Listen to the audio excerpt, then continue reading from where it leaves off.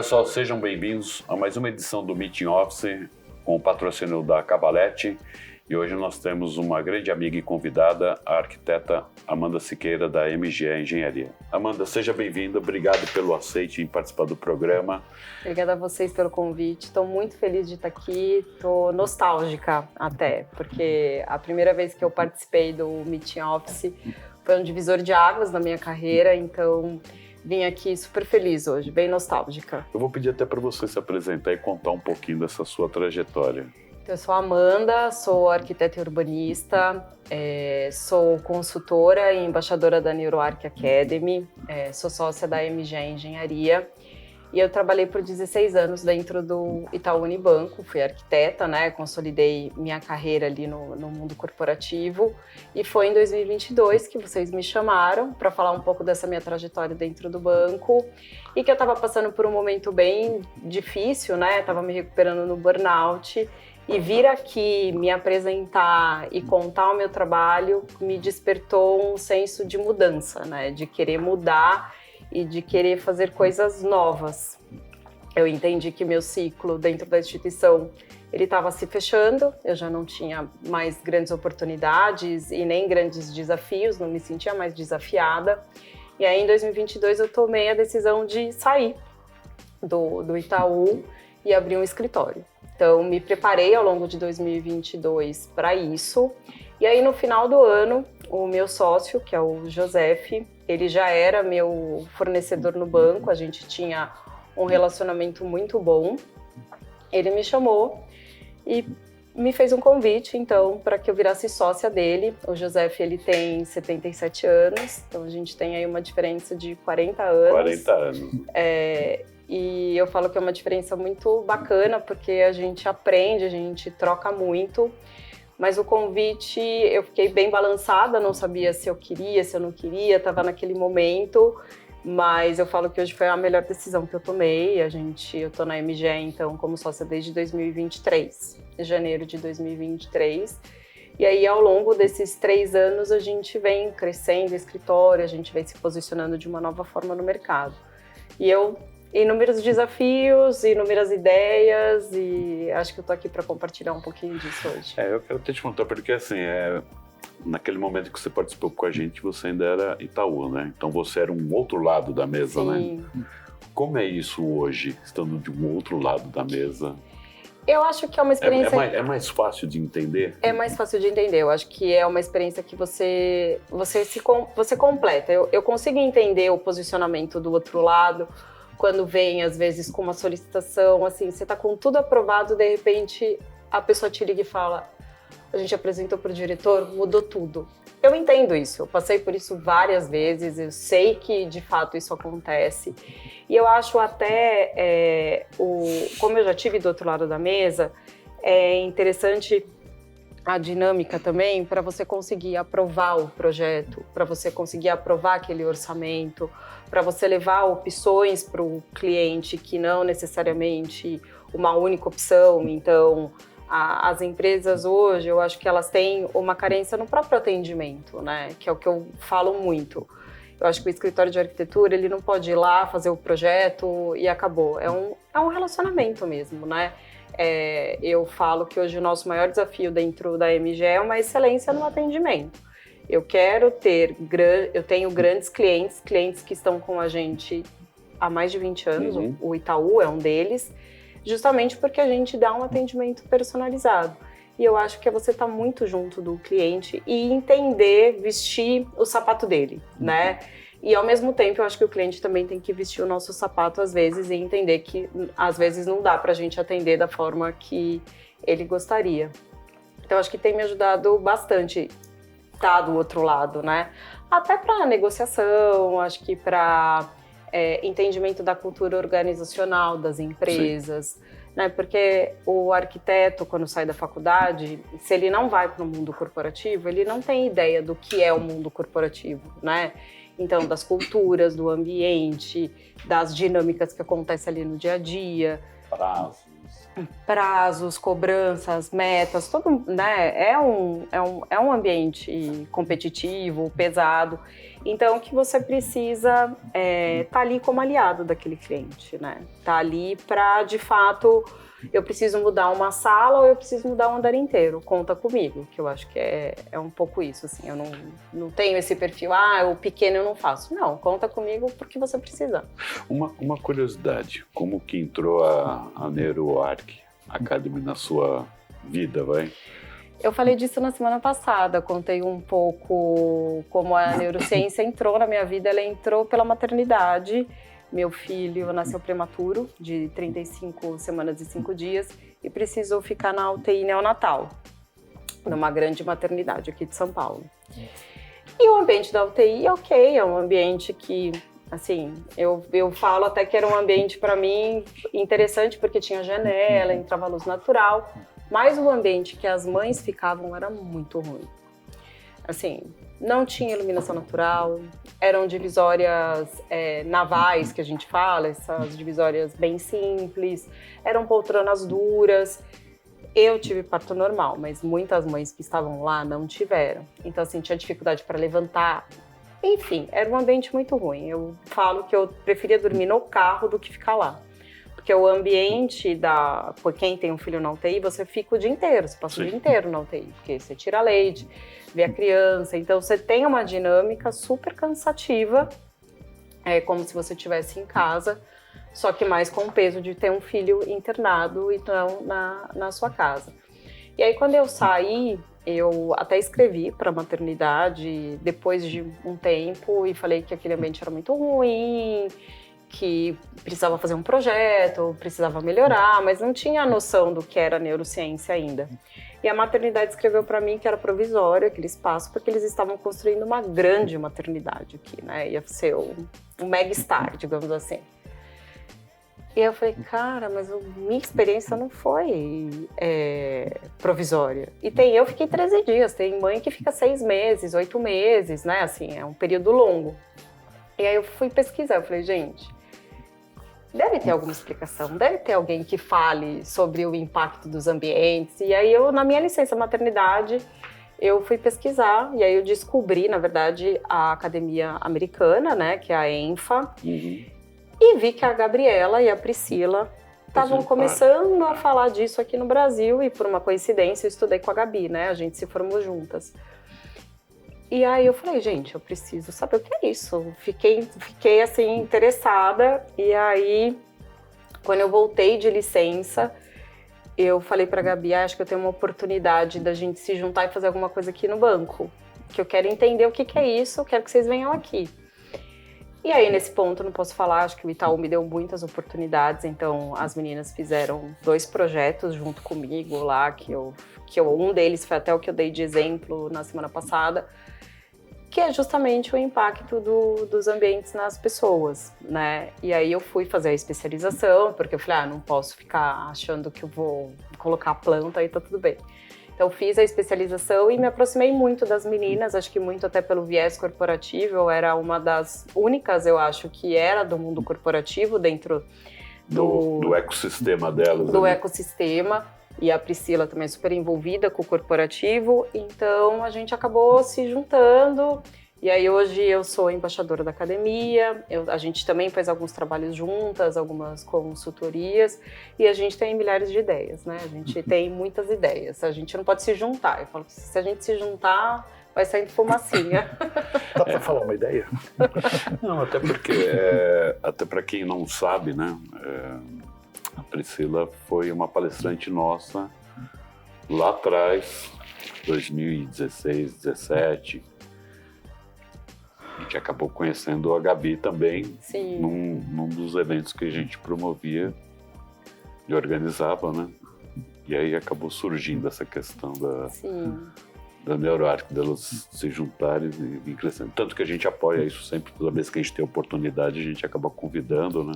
Para elas trazerem esse conteúdo, justamente. A MG é o primeiro escritório certificado pela NeuroArc, então todo o meu escritório, né, todos os arquitetos fizeram o curso, justamente para a gente poder projetar através das ferramentas, né, que elas trazem.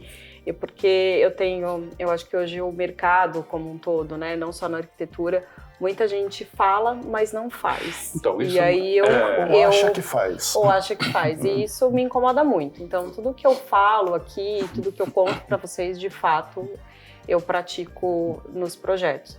Lógico, tem projeto que às vezes eu não consigo por N fatores, né? Mas eu sempre tento incluir alguma coisa para que seja diferente, né? Para que o impacto na pessoa que vai estar ali seja diferente do que algo muito comum. Bom, você tá nesse segmento há muitos anos, do corporativo, Sim. né? Como é que você enxerga o futuro? Eu ainda acho que eu brinco muito com a New Worker, né? Que é o outro parceiro nosso. Eu falo que eu ainda acho que é uma caixa preta, né? A gente hoje, acho que vem num consolidado do modelo híbrido de trabalho. Você percebe que as empresas, de fato, adotaram isso. Mas ainda não é assim, ainda não é um consolidado. Você tem empresas que é o 3x2, 2x3, mas ainda você percebe uma insatisfação, você ainda percebe que, mas por que eu tô vindo, né? Eu acho que a gente escuta muito isso. Não sei por que a gente precisa vir, sabe? Assim, tudo que a gente faz, e não é o precisar vir, você vem porque o escritório, ele é um hub de encontro, ele é um hub ferramental, porque muitas vezes você não tem em casa tudo que você precisa e no escritório você tem, né?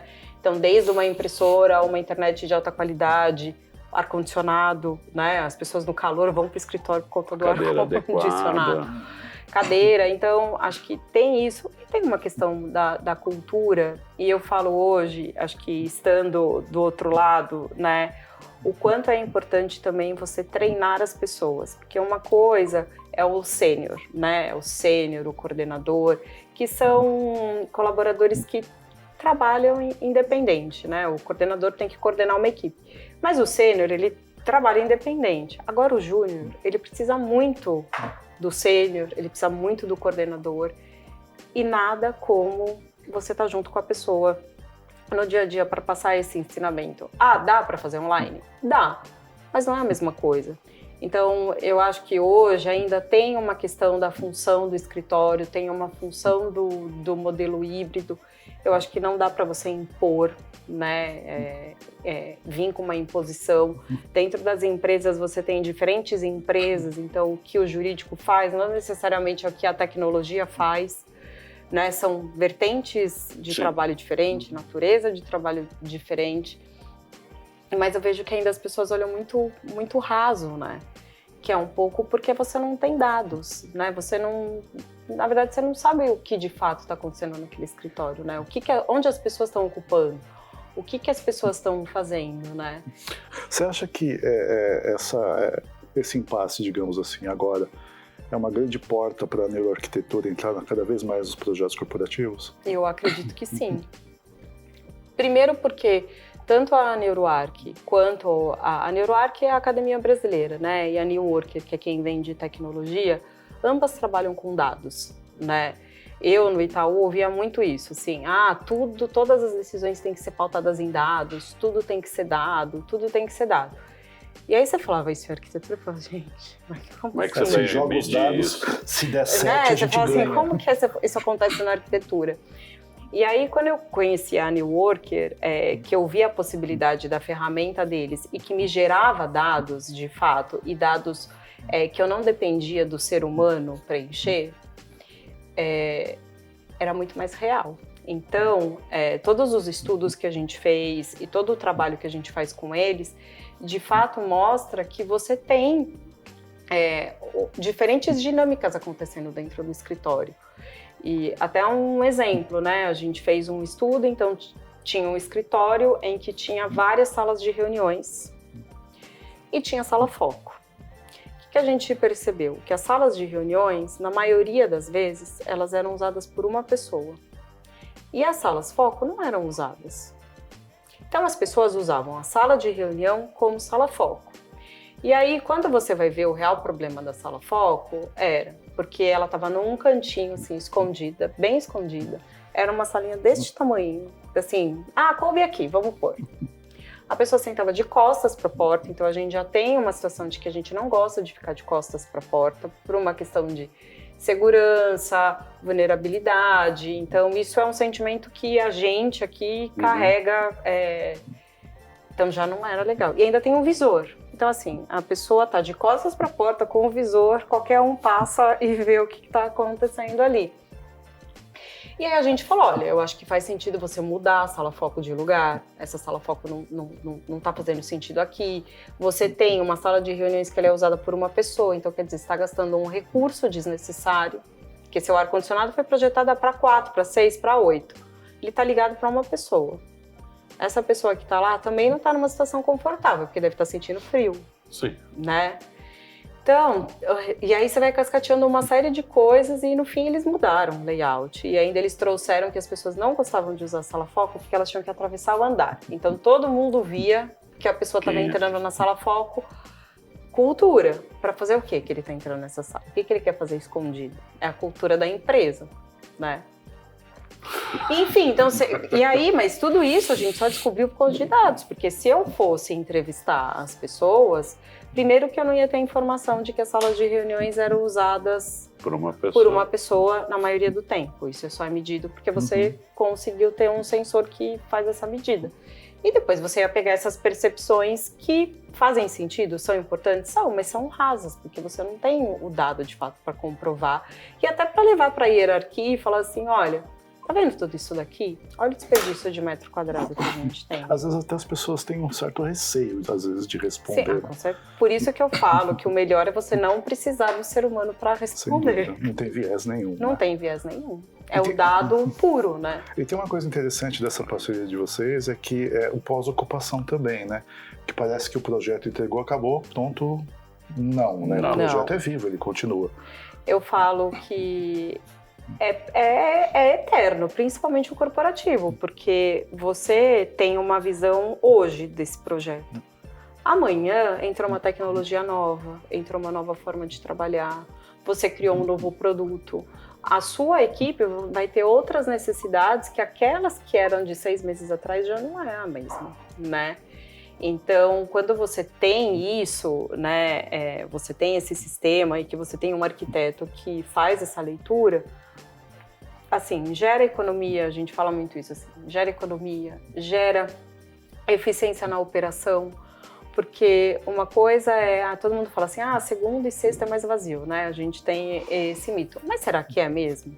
Né? E se for, você tem o dado que você pode deixar o seu meio andar desligado, você pode diminuir o seu time de limpeza na sexta-feira, porque você tem você não precisa abastecer o café, assim, num volume. Só que hoje ainda a gente tem uma dificuldade no mercado que as pessoas não enxergam isso como um todo, né? Eu acho que esse é o nosso maior desafio, por isso que a gente tá junto, a gente vai estar junto de novo na feira esse ano da Infra, justamente para falar que a gente consegue desatar esse nó, né? É um novelo e a gente consegue desatar esse nó mostrando que é muito mais eficiente. Porque eu sou de uma época que você fazia isso na mão. Você pegava o layout e você ia fazendo isso na mão. Assim, é insano você fazer isso hoje, dessa forma, sendo que tem tecnologia para isso, né? E como é que é a sinergia das duas gerações na MGE? Eu falo que a gente se dá super bem, assim, todo mundo que encontra com a gente, né, fala assim, gente, vocês são muito fofinhos juntos, né, as pessoas falam isso. Porque eu acho que eu sempre tive um respeito muito grande pelo Joseph, desde a época que ele era meu fornecedor, porque ele tem um conhecimento técnico embarcado gigante, ele foi meu parceiro, né, no maior desafio que eu tive, acho que dentro do banco, que foi a revitalização dos cinemas na época, que deixou de ser espaço Unibanco de cinema e passou a ser espaço Itaú de cinema. Então imagina, nós que fazíamos layout, tá aqui, agora vocês vão fazer cinema. Em várias capitais, e a gente não sabia. Não, assim, foi um desafio para o escritório de arquitetura na época que embarcou com a gente, que é a Metro Arquitetos. A MGE entrou como gerenciadora, me apoiando. Eu fazia obra nessa época, não fazia projeto. Então, ali eu falo que a gente deu match porque foi uma ajuda mútua, assim, né? Então, foi justamente aquele atendimento que eu precisava, de ligar e, deu BO, a gente precisa resolver. Então, eu sempre tive esse respeito muito grande por ele, né? E quando ele me chamou para ser sócia, eu fiquei até meio emocionada, porque era uma relação profissional, nunca foi uma relação pessoal, né? Hoje a gente tem uma relação profissional e pessoal, mas naquela época era uma relação muito profissional. E ele falou, se eu não deixar essa empresa para você, eu não vou deixar para ninguém, porque você é quem... Ele fala que eu sou o futuro, né? Ele fala isso. Porque eu quero deixar esse legado. E eu acho muito inteligente da parte dele de ir atrás de um sucessor, de gostar da empresa e saber o quanto foi difícil construir ela ao longo desses 30 anos, né? Desses 31 anos, para simplesmente fechar a porta porque eu tenho idade e eu não quero dar sequência. Então, eu acho que isso é muito legal. E eu acho que tem um respeito muito grande. Eu escuto muito ele me escuta, ele compra as minhas ideias, então ele fala, vamos fazer que vai dar certo. E lógico, acho que no dia a dia a gente diverge em algumas coisas, mas eu acho que a gente é uma dupla muito boa, assim, muito boa mesmo. Tenho um carinho imenso, assim, uma gratidão imensa também. Ele vai te preparando para uma sucessão mesmo. Sim, né? E eu vejo que às vezes ele fala umas coisas, eu falo assim, será? E aí passa assim, um tempo acontece, assim, sabe? Da forma como a pessoa se porta, porque às vezes você chega chateado com alguma situação, e aí ele sempre fala, olha,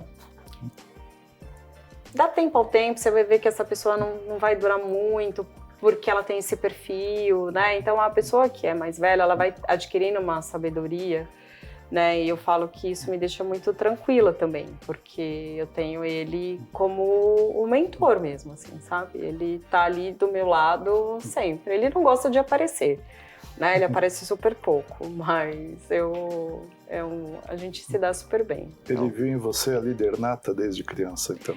Ele fala isso pra mim, e ele me falava quando eu tava no banco, né? Ele falava assim, você devia sair, abrir alguma coisa, né? Porque você pode tão mais, mas você tá ali naquele mundo, você não enxerga, né? Você precisa ter alguma coisa acontecer pra você, de fato, enxergar. E ele sempre falou pra mim, só não imaginava que ia estar com ele. Não, mas é muito bacana essa trajetória, né? Porque a gente acompanha isso, né? Eu acompanho você sempre.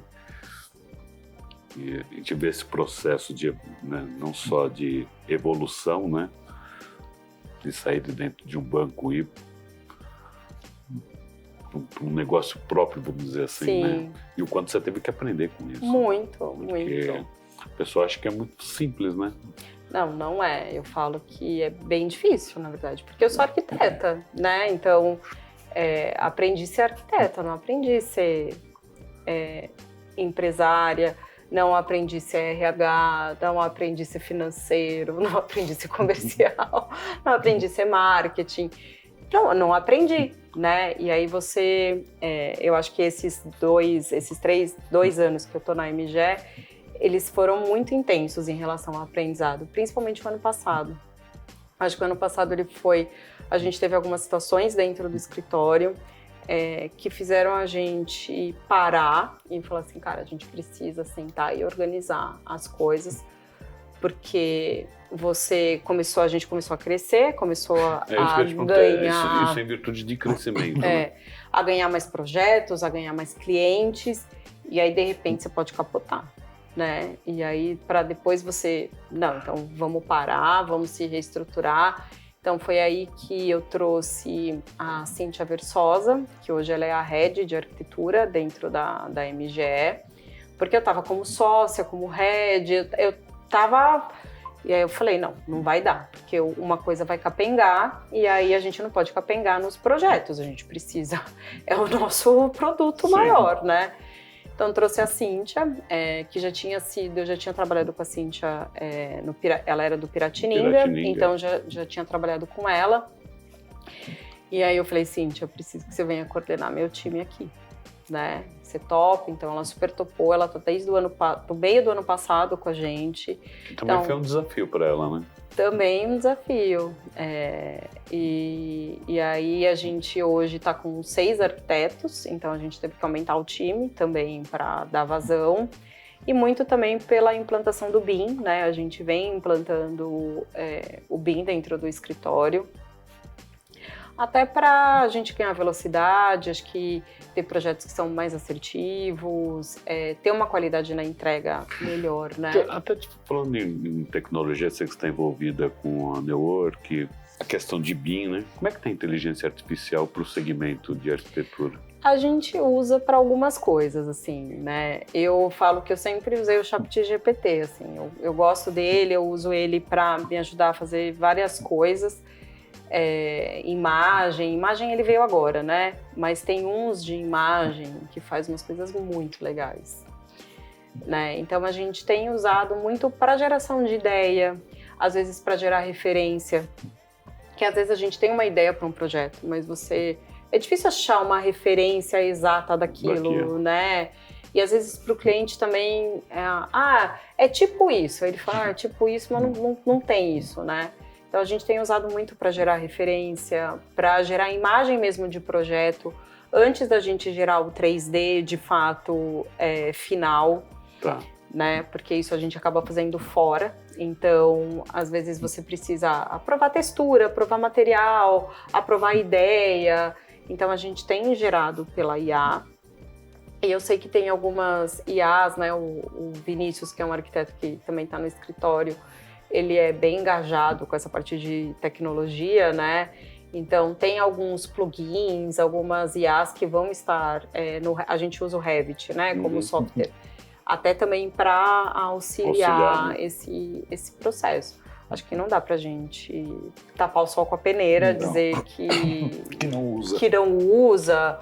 Não, eu acho que ela tá aí como a sua aliada, né? Também não acho que a inteligência artificial vai substituir os arquitetos. Não, eu acho que não. Eu acho que vai substituir quem não trabalha com ela, na verdade. Porque você acaba ficando obsoleto, não acompanha. Sim. E ela tá aí justamente, imagina você modelar uma imagem. Um cara que faz uma imagem, uma super imagem bem feita, ele demora um dia, 2 dias para fazer uma super imagem. Uhum. A IA faz isso muito rápido. Então, é sobre isso, assim, eu acho que é sobre você calibrar as necessidades e usar justamente para fazer uma pré-aprovação e tudo mais, antes de ser, de fato, a imagem real, né? Porque eu acho que a IA ainda ela vai chegar nesse nível, mas hoje, se você pega as caras que eles põem, então tem algumas coisas nas imagens que ainda fica meio esquizoide. Mas a gente usa sim. Mas ela vai aprendendo com ela mesma, né? Sim. Tudo bem, por mal.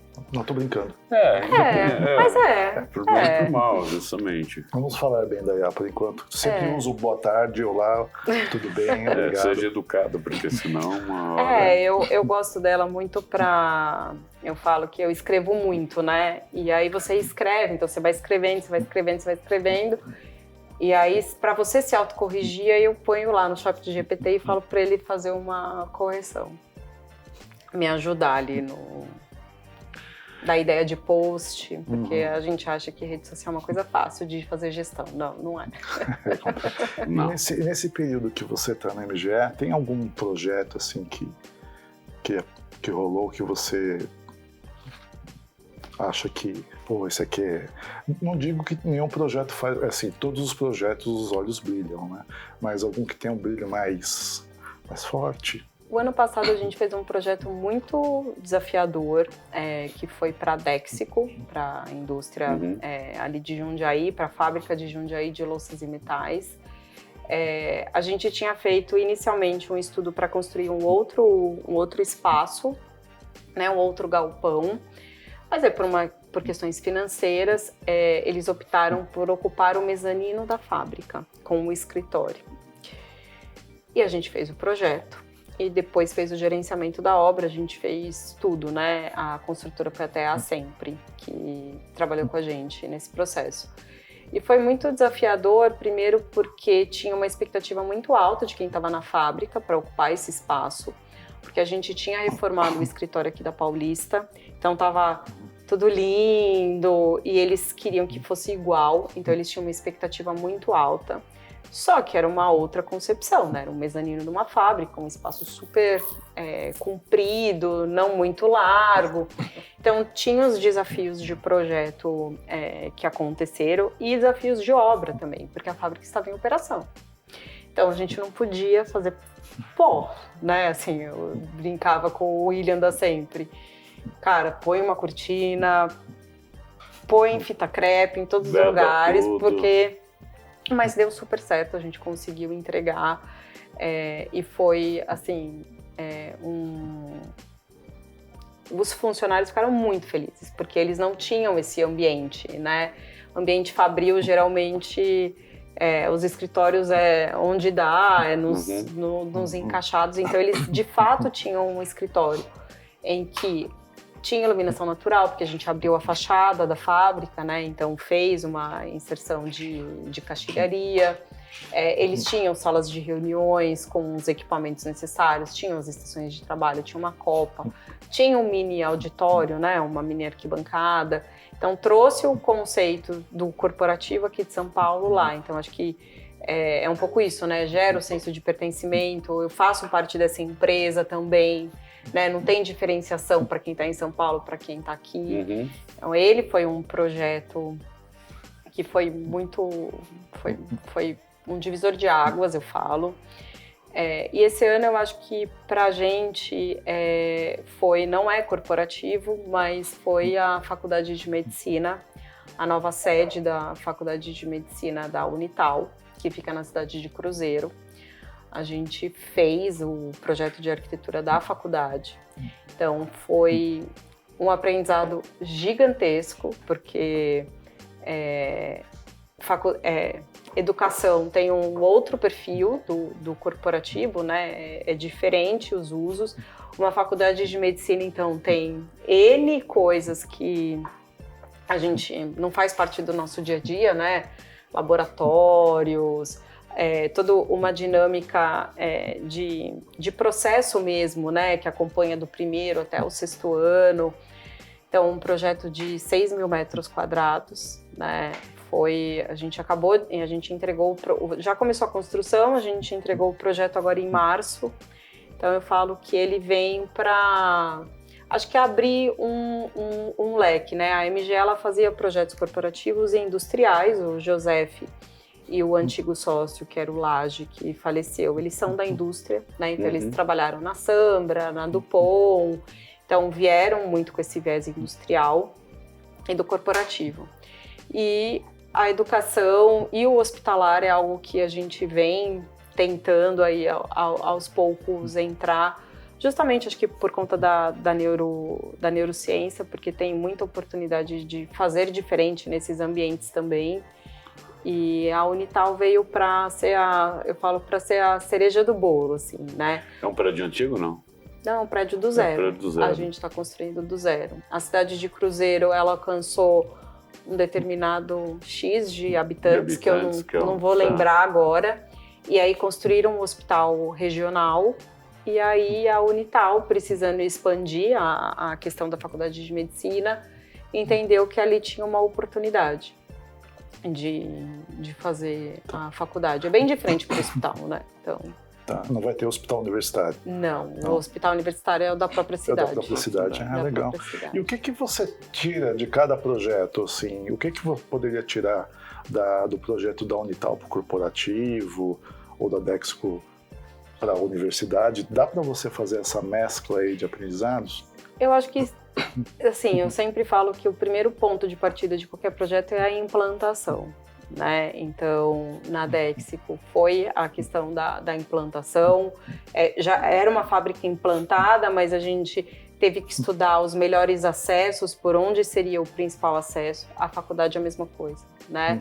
Então, como que seriam esses acessos, por onde os alunos... Acho que são os fluxos, né? Eu falo que todo projeto a gente precisa entender o fluxo de como ele funciona, que acho que até tem aquele diagrama ali do WorkLab. Acho que é um pouco isso, a gente precisa fazer isso para todos os projetos. Acho que também a gente precisa entender a função de cada espaço, então seja no corporativo, seja no educacional, Porque não adianta nada você propor uma mega biblioteca se hoje os alunos não fazem uso dela, né? Não estou falando que é o caso de lá, estou dando um exemplo, né? Lá eles fazem o uso da biblioteca, fiquei até feliz, assim. O estudante de medicina usa livro ainda. E do ChatGPT também. Então, eu acho que a função do ambiente, são os fluxos, a implantação. E eu falo sempre que a gente carrega as variáveis ambientais, que são oriundas aí da metodologia da NeuroArc, que é forma, né? Então, como que vai ser a forma desse edifício, como vai ser a forma desse layout, dessas salas, as cores. Então, introduzir as cores, a biofilia, né? Hoje as pessoas acham que biofilia é só colocar planta. Não, a biofilia, na verdade, ela abrange todas essas variáveis que eu vou falar. Daria só para trabalhar com design biofílico.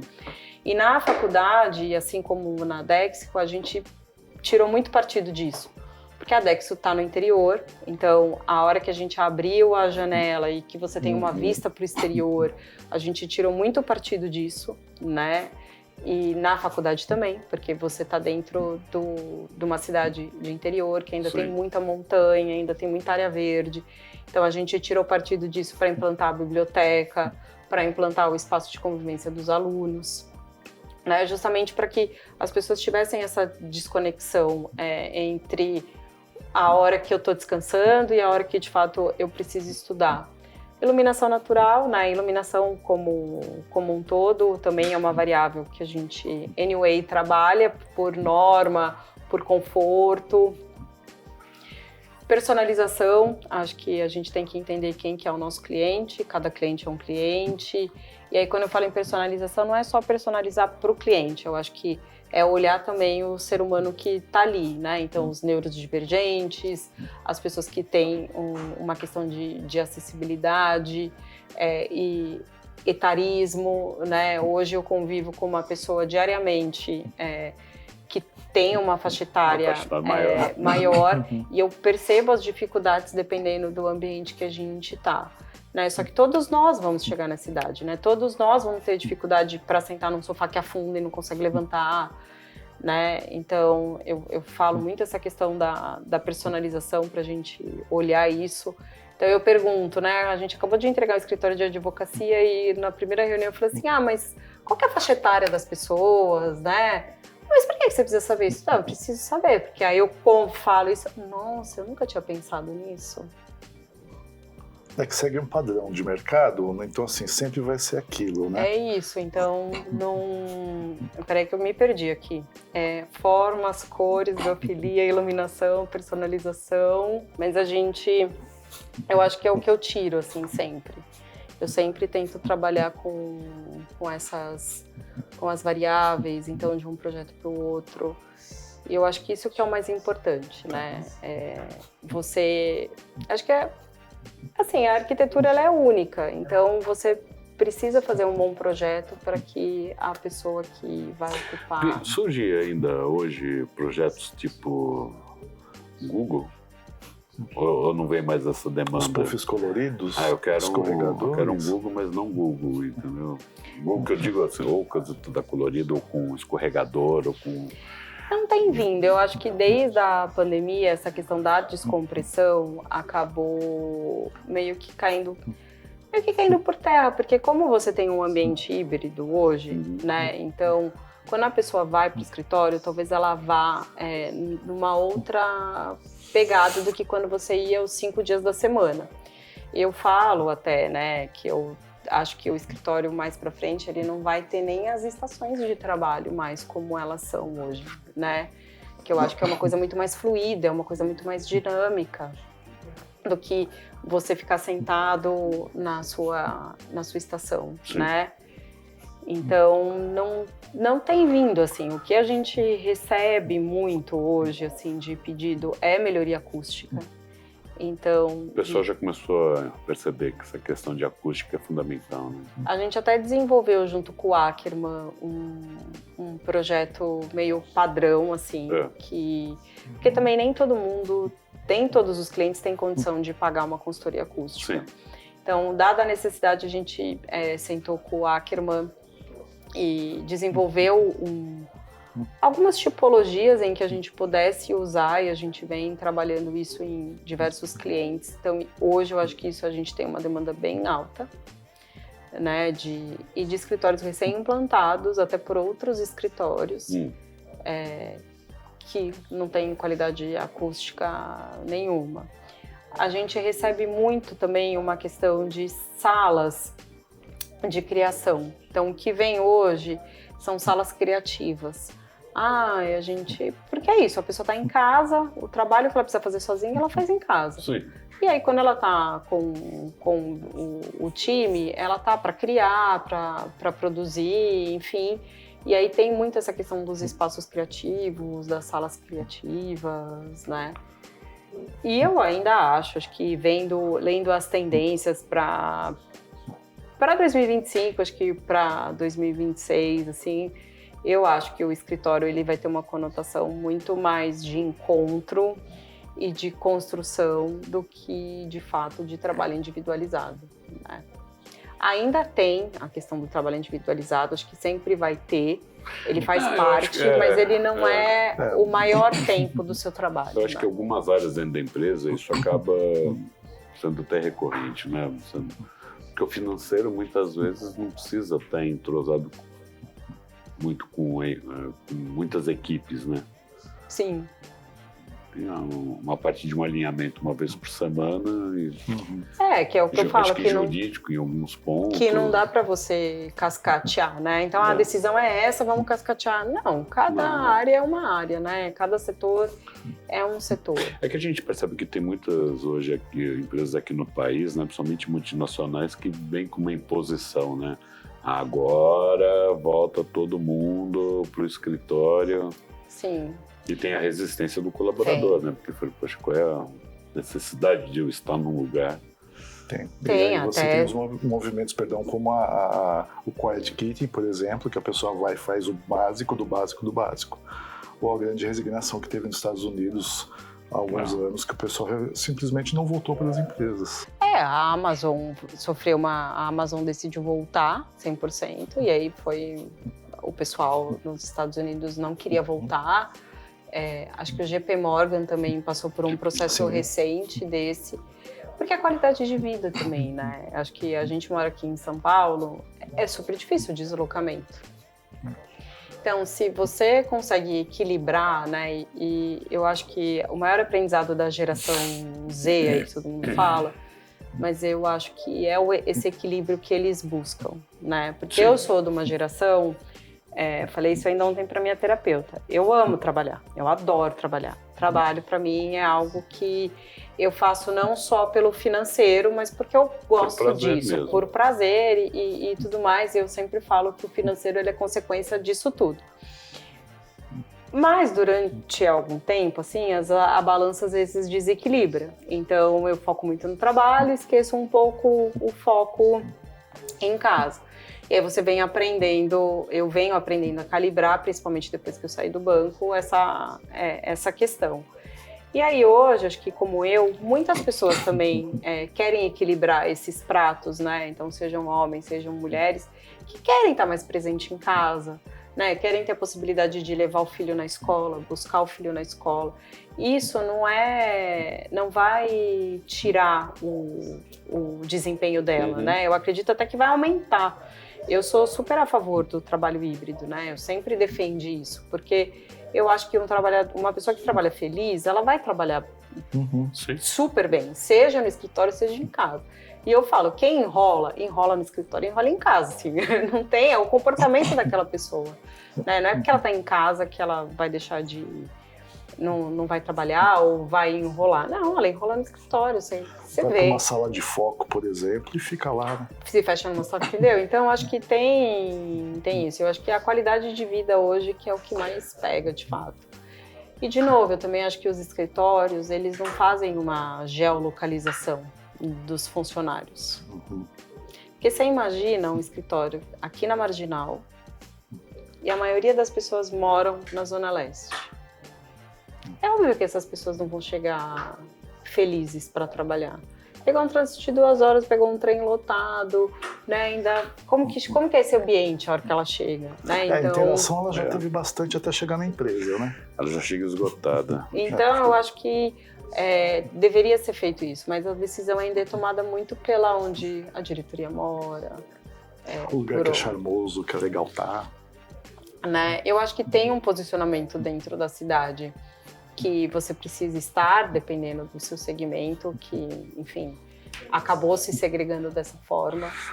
Mas não necessariamente só aqui, entendeu? Você pode ter um escritório menor para se posicionar, mas dá a possibilidade do seu colaborador trabalhar em outros. Não, mas a gente percebe muito pelo um epicentro, né, aqui da JK com Faria Lima, né? Sim. JK, Faria Lima, aqui ainda esse pedaço da Berrini, tudo. E são locais onde o valor do metro quadrado, tanto para compra para locação, é caro. E para você chegar, você acaba não tendo metrô, você tem um trem, mas assim também que não dá conta, não dá conta muita daquilo. gente chegando junto. A circulação de ônibus é complicado, para chegar de carro é uma loucura. O nosso escritório é na Paulista e eu adoro estar na Paulista porque eu acho que é fácil para todo mundo, é fácil para você se locomover dentro da cidade. Né? A gente que se desloca bastante, então é um lugar de fácil acesso para você se deslocar. E eu ainda acho que vou ver o centro ser revitalizado, né? Acho que tem aí um trabalho sendo feito. Não, tem um trabalho sério sendo feito. Muito aqui. legal. E eu acho que a gente vai ver ainda esse centro reviver. Eu trabalhei no centro, né, muitos anos. Na época eu estava numa empresa de cimento, né? Foram 12 anos ali no centro, mais 3 anos também dentro de uma outra empresa que também estava localizada ali na região central. Então, assim, naquele momento era o centro, eu sempre gostei muito da arquitetura, né, porque era o epicentro ali, depois mudou para Paulista, depois da Paulista veio para Berrini, Faria Lima, e quando você volta no centro hoje, você vê o quanto deteriorou aquilo, né? Com a população, né? Não tem mais as empresas que circulavam, o mercado financeiro não está mais lá, parte de seguros, corretoras, isso. Então, prédios mal cuidados também. Prédios mal cuidados, não passou por retrofit, não tiveram cuidado. A gente chegou até a entrevistar pessoas que participaram aqui com a gente de escritórios de arquitetura, né? Que estavam engajados fazendo retrofit ali na região central, né? Mas assim, a iniciativa é muito pequena ainda em relação... Ainda é. Né? Então... E ainda é, assim, um retrofit para prédios que não é todo mundo que vai conseguir comprar, né? Então, assim, tem o Basílio, não é 123, acho que é 177 que está sendo feito, que era o antigo prédio da Telefônica. Sim. O retrofit é lindo, assim, a ideia é maravilhosa, são inúmeras plantas, acho que são 70 plantas diferentes. São 164 ou 68 apartamentos. Porque eles conseguiram organizar, né, até para manter a característica do prédio, mas é um empreendimento caro, né? Mas eu acho que bom que começou, que bom, porque você começa a ocupar e aquilo começa a ter vida. Né? Então eu tenho você falou das ideias, eu tenho muita vontade de fazer um retrofit no centro, assim, é algo que eu tenho a gente vem em contatos aí porque a gente tem essa ideia de participar desse movimento do centro, de revitalização ali do centro histórico. Eu acredito que a gente vai conseguir ainda pegar uma melhora lá, né?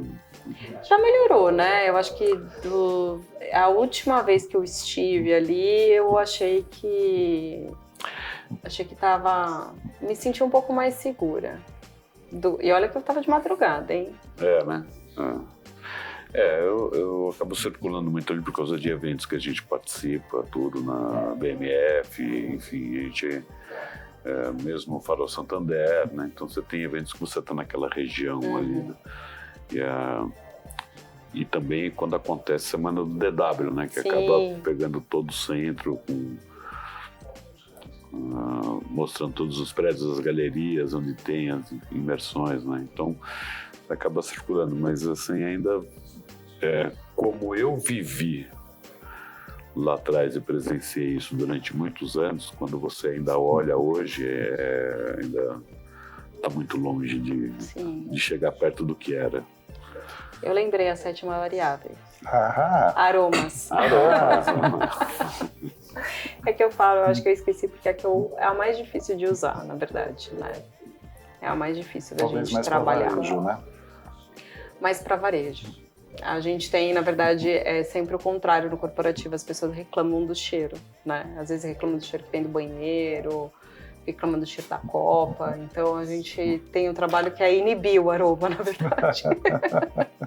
Às vezes. Mas aí já em lojas, né? Na área... Sim. Tem as marcas que tem os próprios aromas. Aqui no prédio mesmo, né? A hora que eu entrei no térreo, você tem um cheiro característico desse prédio, assim. Tem um cheirinho. Acho que eu fiz a cirurgia do nariz e perdi todo o olfato. Não sinto nada.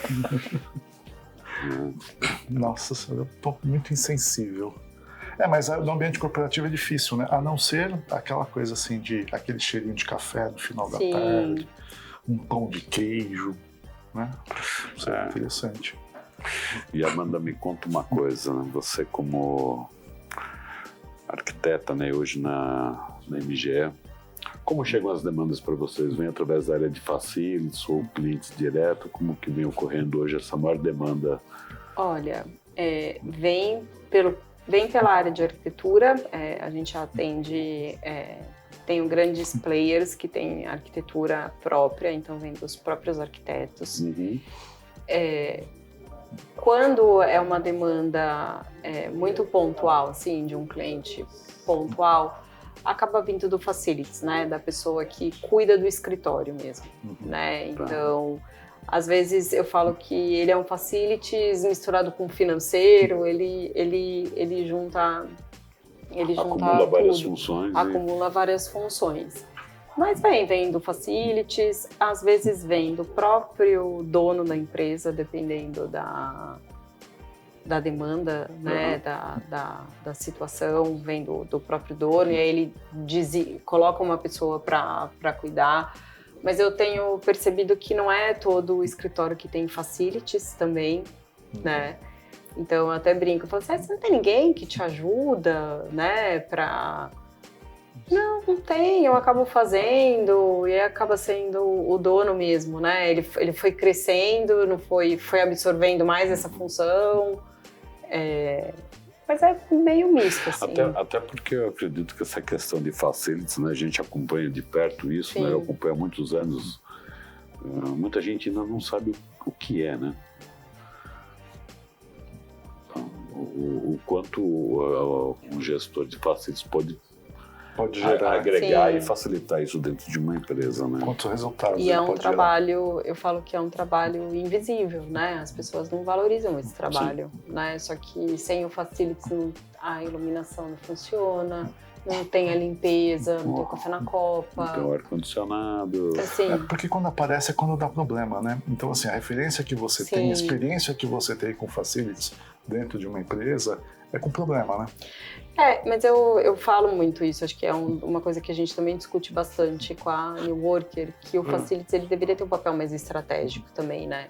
Porque muitas vezes o gestor de facilities, ele se coloca nesse papel de que, tipo, eu só apareço quando tem um problema, eu cuido... Ele não se coloca num papel estratégico dentro da empresa, de que ele poderia ter uma visão em conjunto mesmo com a alta diretoria, sabe? Visando eficiência, visando redução de custo, né? Porque acaba sendo uma área que sempre tem que reduzir custo porque é despesa na veia, né? Despesa. Mas vamos fazer de uma forma inteligente, né? Não é trocando o pó de café, não é diminuindo a quantidade de pessoas na limpeza ou na recepção, enfim. Então, acho que falta também isso, né? Esse olhar estratégico. Porque também as pessoas que trabalham com facilities e trabalham nesse meio, é engraçado que a gente se encontra, porque são sempre as mesmas pessoas. É que você vai mudando de empresa, né? As pessoas vão... Porque você cai meio de paraquedas. Eu acho isso, né? Você cai meio de paraquedas nessa área. Porque na faculdade, quando eu fui fazer entrevista no banco, que eu cheguei na área de facilities, né? Gestão de espaços, ficava na área de facilities. Cara, eu não tinha noção do tanto de arquiteto que trabalhava, o quanto de trabalho dava, né? Cuidado, tudo bem, era uma operação enorme, né? 10 mil pessoas, maior que uma cidade, que muitas cidades. Mas eu não tinha noção, a faculdade nunca te ensinou isso, né? Que tem essa vertente também, que o arquiteto pode trabalhar nessa parte. Mas eu acho que falta esse olhar mais estratégico mesmo. Você tem algumas pessoas que têm uma visão estratégica muito legal. Não, a gente como Office, né, como Office Connect, a gente procura reunir tudo isso, né, trazendo os profissionais que atuam, os escritórios, as construtoras, gerenciadoras, empresas de turnkey, a área de facilities, para entender, porque a gente recebe muita demanda que para a gente é uma coisa que a gente escuta no dia a dia, mas para quem está fazendo a demanda, para ela é um bicho de 7 cabeças. Sim. Como é que... E uma coisa que você me perguntou no começo, de como era estar do outro lado, né? Eu falo que é olhar também a visão do facilities que vai operar aquele escritório. Porque como no banco eu tinha essa visão, a gente era tudo dentro de uma mesma estrutura, né? Uhum. Então a gente que era projetos e a predial, né? A área de facilities, a gente sempre projetava para gerar o menos impacto possível, né? A gente sabe que a gente gerava um impacto, sim, mas era sempre tentando o mínimo possível. Que isso é um pouco que eu sempre falo para os meus arquitetos, né? Porque às vezes vem umas ideias mirabolantes, né? A gente, arquiteto, tem ideia, sim, criativa, somos criativos, né? E aí eu falo assim, gente, tá, mas como que depois essa pessoa vai fazer manutenção disso, né? O fornecedor, a gente vai... dessa operação? A gente vai pedir para o fornecedor, então, que ele faça uma proposta já incluindo essa garantia. Então, acho que é sempre pensar que depois tem o pós, né? Você saiu de cena, o escritório saiu de cena, só que tem uma pessoa que vai operar aquilo. Então, a gente precisa ser aliado do facilities, né? Então, quando é o facilities que contrata, eu acho que tem esse ganho, né? Que você consegue projetar, mas olhando o pós.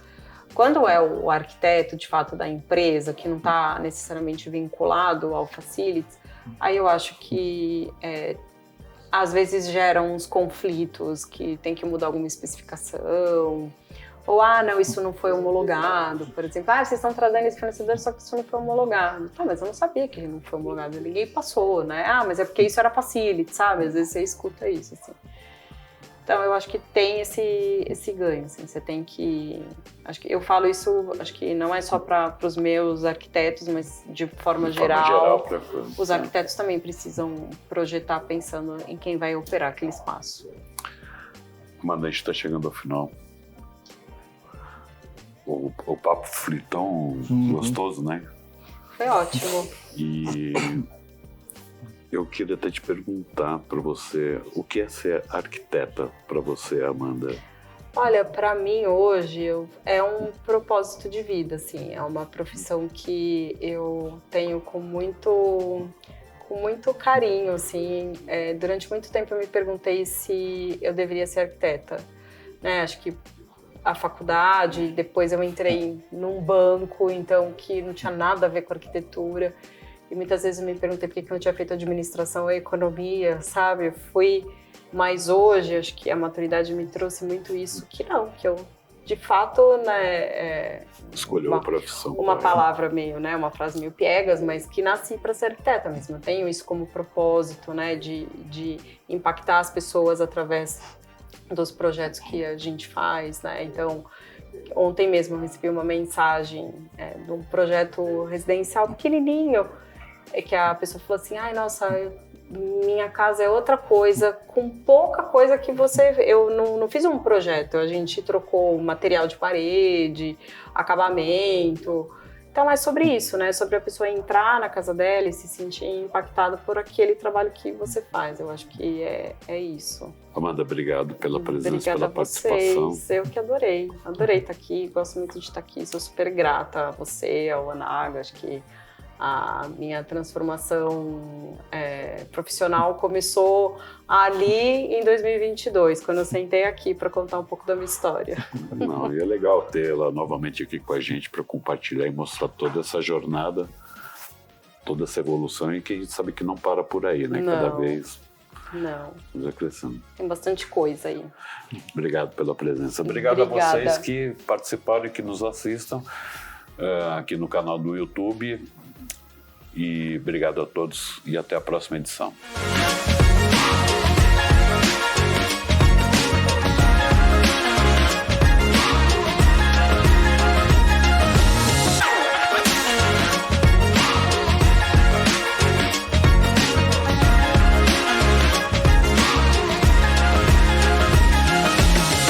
Cavalete, há 50 anos como suporte para suas conquistas.